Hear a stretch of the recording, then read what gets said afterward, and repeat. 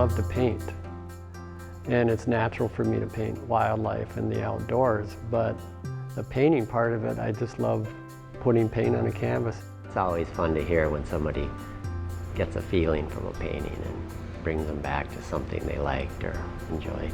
My passion was the outdoors, hunting, fishing, and art was another passion. And then, so I guess it was natural just to combine the two.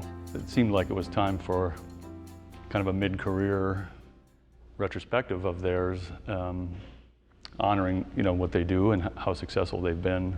The house that we grew up in was bordered on a natural area, nature center. And so we spent a lot of time walking around in the woods. Some of my first memories were just art projects, and Mom always had art materials around, and she'd encourage us to paint and draw. Pretty much she was our teacher, and then as we learned, critiquing each other's work was very helpful. You're seeing a sort of living legend, in a way, in this case 3 living legends, who happen to be brothers, which is fascinating.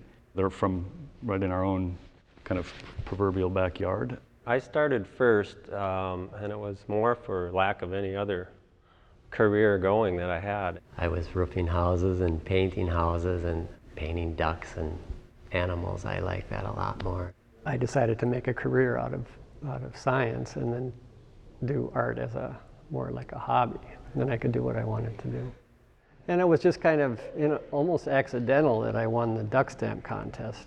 Our father collected duck stamps from the very beginning. He kept his and his dad's and his mom's and all his brothers. So he had this book full of them, and we'd always look through that.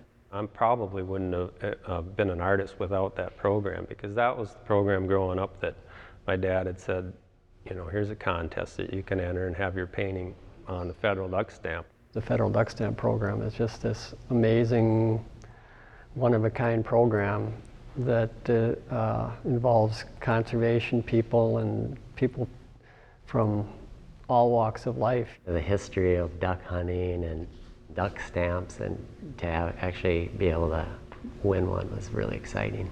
You just hoped one day you could win it one time. I mean, that is the crowning achievement.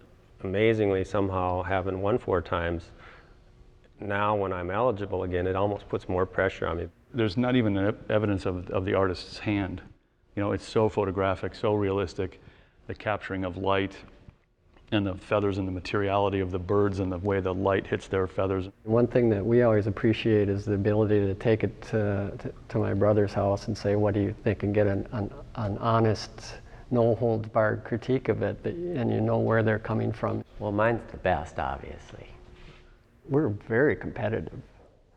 It's always been very friendly competition, and we help each other a lot. I think we all have our own style. A lot of people who don't see our work and look at it think it's very similar. It's hard to put your finger on the differences. I mean, you can instantly see it, and for us and people that know our work can instantly tell without looking at a signature. I think if a group of people were able to come here to the Art Center and actually see these paintings up close and sort of in the flesh, as it were, it's going to be illuminating. It was great to have Jim come along and suggest that we do it, because it's something that we know we've been meaning to do for 10 years. There'll be 40, 50, 60 pieces, all originals, not just duck stamp art and not just duck art, but a variety of wildlife species. It's opening on Thursday, the 3rd of October. It'll run for a couple of weeks for the month of October. This is going to be kind of a fun chance for me and I think a lot of people to see a really remarkable trio of artists. If you're in a field and a buck walks out and the lighting's just right, I mean, that's a really special moment. And so I want somebody to look at my painting and come as close to that feeling as they can.